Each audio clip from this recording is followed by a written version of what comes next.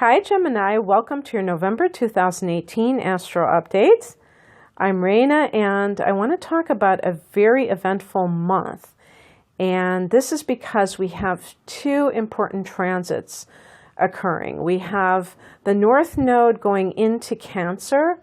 It has been in Leo and it's going into Cancer starting on the 7th of November, and then the very next day we have Jupiter going into Sagittarius, the sign that it rules, and this is in your 7th house of committed partnership. The North Node transit is going to be in your 2nd house of earned income, so that's pretty cool too. I'll get into that in a second. I just wanted to kind of set the table here. As the month begins, the sun is in Scorpio, and for you this is the 6th house of health and your daily schedule and work itself, how you serve others in the world. And this is a time every year where your focus is here, and this is no different. But as the month begins, we have one last week of Jupiter in this house for you. So hopefully, maybe that final push will give you some sort of parting gift, because Jupiter is this planet that's associated with luck and expansion. So hopefully that happens for you, or hopefully it happened for you during the past 13 months that you have experienced that. Uranus goes back into Aries on the 6th of November. And this is your 11th house of hopes and wishes. So Uranus in mid-May went into Taurus, and it will be in Taurus for 7 years. But like these planets are wont to do, it's retrograding. It's actually going back into the last degree of Aries on the 6th of November, which is your 11th house of your wildest dreams. So this is even more of a wild card when Uranus is retrograde. Who knows? Who knows what can happen? Keep your heart open, Gemini. I know that you do, but just see if something naturally occurs. You may, just by strange happenstance, have a few month period while Uranus is retrograding in this 11th house where all kinds of unusual people come into your life to present themselves as friendships and maybe even as groups that you belong to. The one thing that I would say about this is, if you're kind of politically minded, be careful that you're not getting sucked into some kind of a group that really has a different agenda, that is, you think it's just trying to support a certain cause, but it's really trying to create chaos, because Uranus retrograde is really chaotic. And the 11th house is group associations. And in this retrograde period, it can get kind of hinky, a little bit. You don't want to get sucked into something that turns out to be like trying to use you as some kind of I was going to say useful idiot, but that I don't want to insult you. Just be careful about the people that you meet and make sure that their intentions are on point, because there is a lot of erratic activity surrounding your social circle at this time. And I think it's going to be around March or something that it goes back into Taurus, Uranus, but goes direct and goes back into the sign of Taurus. I'm not sure about that, but it'll be several months. So on the 7th, this is an important day because we have that North Node going into Cancer. Now, this is an 18-month transit in your 2nd house of earned income. How can this play out? Well, it's possible that the transiting north node is kind of destiny for you. And this is in the area of the money that you earn. So if you're the kind of Gemini who is kind of typical and is a jack of all trades and master of none, and I'm not saying that in a disparaging way, but you're trying to make use of some of these trades, these talents that you have, but you end up doing something completely different that you don't even feel you're using your natural, robust intelligence or even your manual dexterity, if you're really good with your hands in some way. You may think you're lucking into a particular line of work, and it's really something that was always meant to be, that it was meant to happen at this time. And it could be something that you decide to do on your own, too. It's not that you have to get hired by somebody else to do it.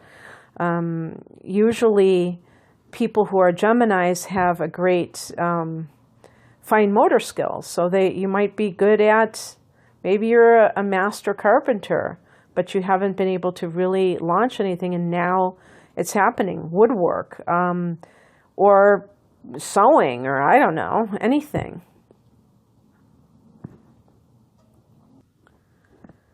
The point is, the main point, the exciting thing for me is destiny. It's kind of like in this lifetime, it's almost like we're given amnesia, because there may be things that we came here to accomplish, but it's like we have to uncover them. And for some reason, it's like a little bit strange to me if this is true, because it's like, why hide it from us?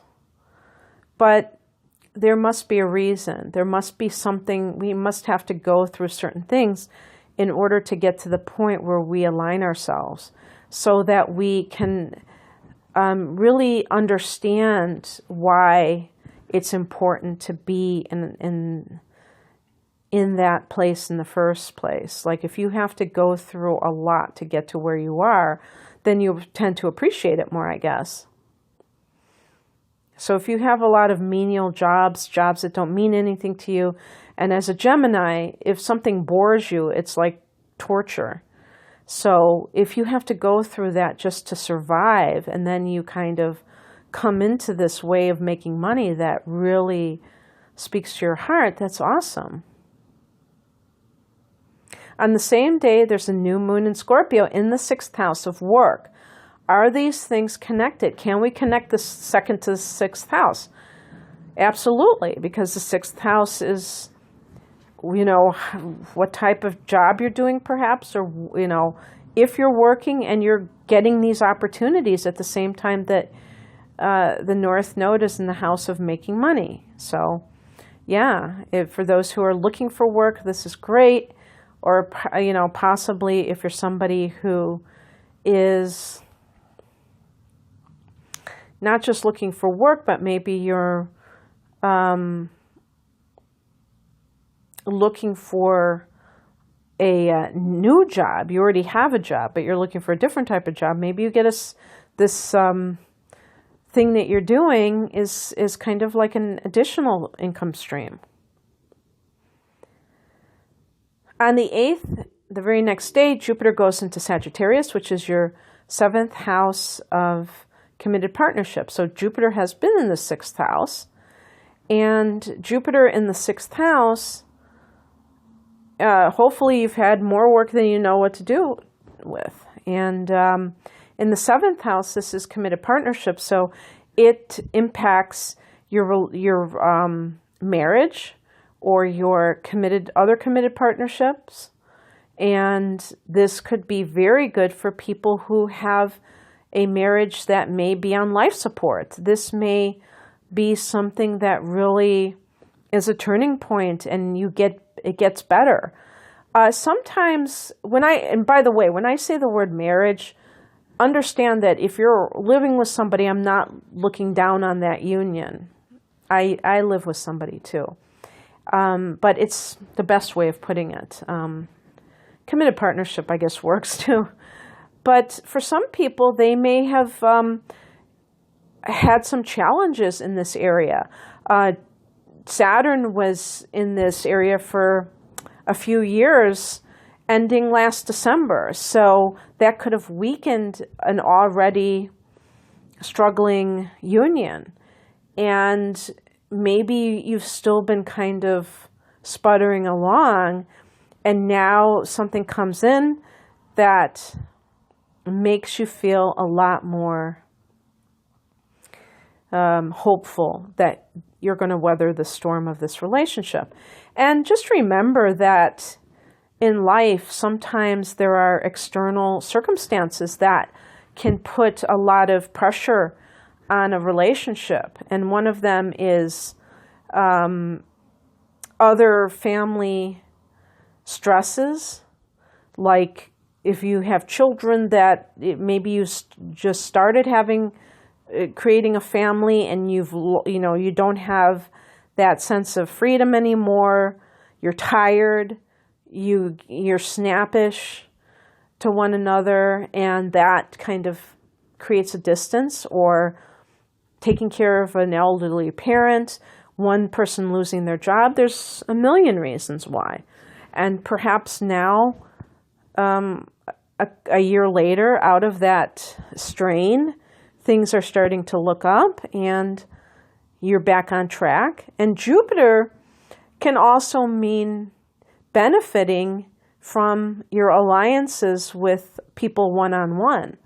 So that could be like if you have your own business, again with that North Node in the second house, you can forge relationships with people on a one-to-one basis that can serve you down the line. And that can be very nice. And because Jupiter is expansive, so you can expand your client base, for instance, as well. You may have some success in a lawsuit in the coming year if there are any legal matters that you're dealing with. And funny as it is, if you're divorcing, you might stand to gain from that divorce. Or even like that divorce, not just can it be expansive in terms of monetary gain, but you feel that sense of freedom, which Sagittarius is all about.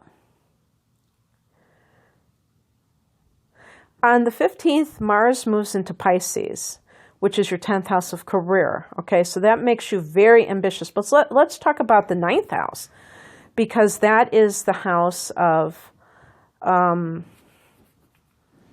your higher learning, and it's the house of travel, foreign travel.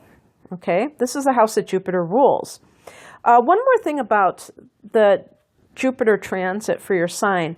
I've done a whole video just on Gemini's experience of Jupiter and Sagittarius. So check out my channel for that one, and you can hear more about that specifically. But Mars in that 9th house for half of the month can mean, if you are somebody who is trying to get some kind of a degree, and you really need to make up some credits. You really need to take some tests. Maybe you're taking what do you call that? A final exam or something. Maybe it's finals week in November.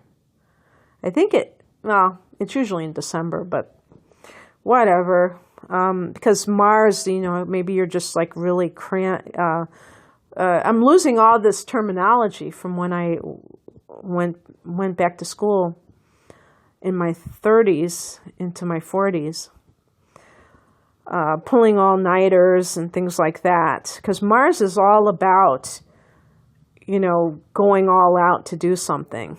And in the 9th house, we're talking about learning at a higher level.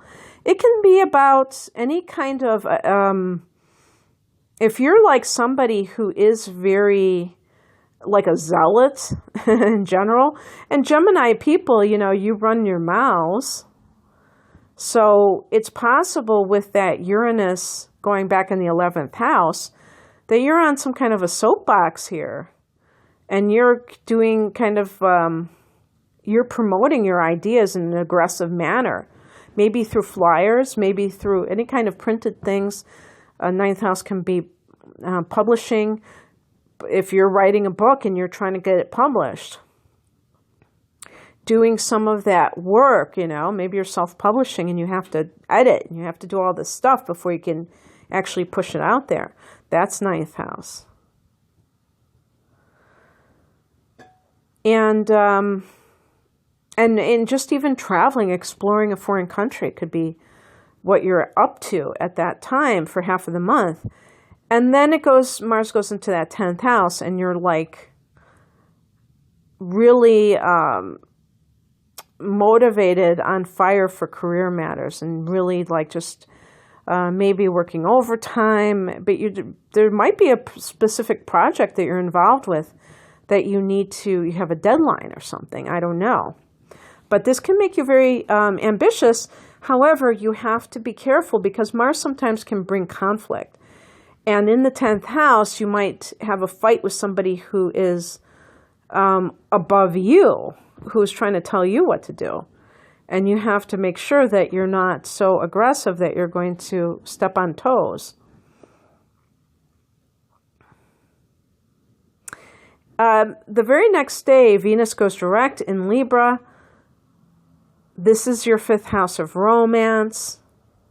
So the Venus retrograde, began in your 6th house of work and then went into your 5th house.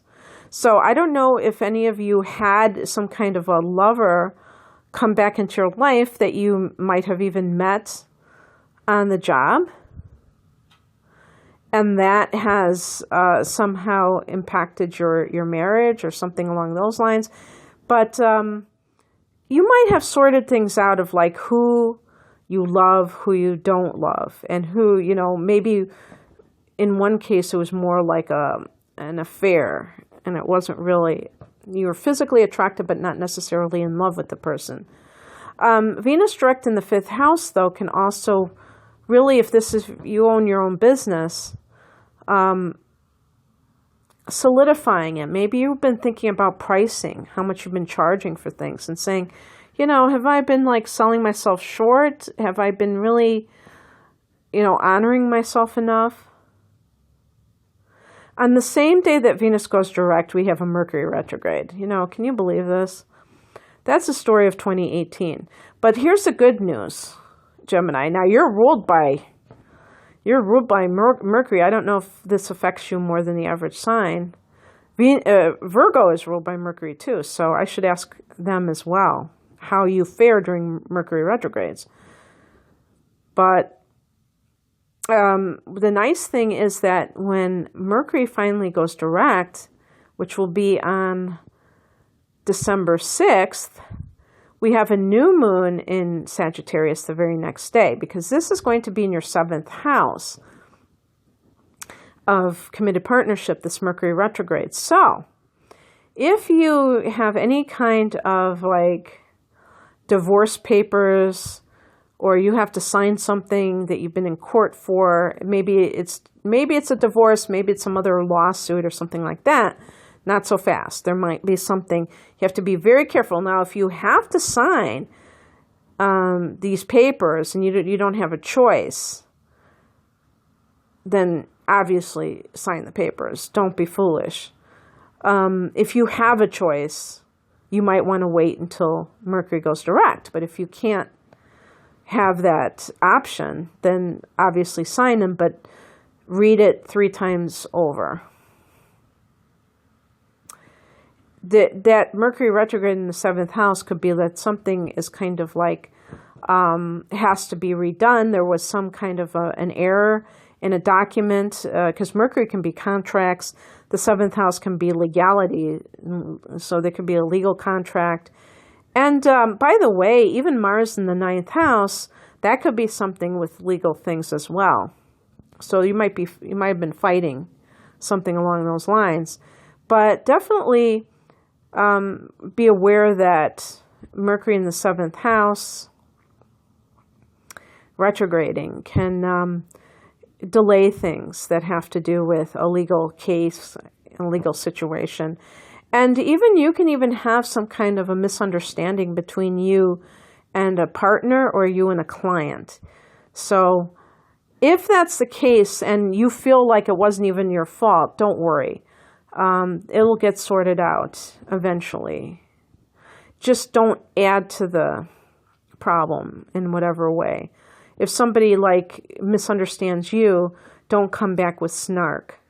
Remember that this is happening and try to contain yourself and make yourself better understood, and don't kind of jump into the fray there. On the 22nd, by the way, okay, so that's on, these two things are happening on the 16th of the month. And then on the 22nd, there's a full moon in your sign. So on November 22nd, 11/22, both master numbers, a full moon in Gemini. So ending something related to yourself. And maybe this is something that is a long time coming.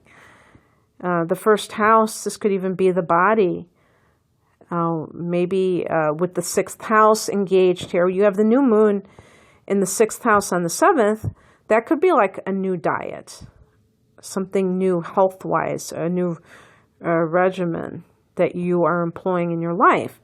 So that could be the full moon on the 22nd, is that you can see the results already, that you are not doing things in the same way. And also, just in general with the new moon in the 6th house, it's a lot of that organization of like, how do I organize my day? How do I organize my time? And maybe that is impacting you in a positive way, and it allows you to let go of things that really don't serve you in your life, that have kind of held you back in a certain way. And then a couple days later, Neptune turns direct in Pisces, and this has been your 10th house of career. Now, how can this impact you? And funny that you have Mars there at the same time as Pisces, totally different energies. When Neptune was retrograding in this 10th house, you may have felt like a slap in the face about something that has to do with your dreams, which is 11th house matters. But you may have had certain types of career desires that, for whatever reason, seemed like they couldn't come true for you, Gemini. And you may have questioned, was I foolish? Was I like dreaming too big? And maybe being, how would I put it, unrealistic in some way. And Neptune direct kind of goes along with that, where, well, Neptune, when it goes direct, I'm saying Neptune retrograde goes along with that, where it kind of like shows you where you have been unrealistic. And now Neptune goes direct, and I think that's good because it allows you to have these dreams again. And with the North Node in the 2nd house, they may involve financial freedom in some way. And you may have been struggling for quite a while and wanting to get to this point where you're able to generate income, maybe even passive income, where you don't have to just utilize all your time working, and you can use it for other reasons. And you have a fine mind. You might be able to figure out some way to do just that in the coming 18 months. And that would be awesome. So that's what I have for you, Gemini. And obviously this is a general reading, and it is, that's why they call astrology a science, or at least I call it a science, because it does matter the exact time of birth, so you can construct a natal chart, so you can see that blueprint from the time that you took your first breath on the earth plane. And I'd love to look at that chart. So if you are interested in having a private reading with me, I'm going to link the 2 natal chart readings that I do. One is including the personal traits and personality traits, and one is just the astro trends for the coming year that kind of give the bigger picture. Otherwise, have an awesome month. And it's going to be a doozy in a good way. I hope doozies can be good, but it's going to be a great month for all of us. Take care. Bye.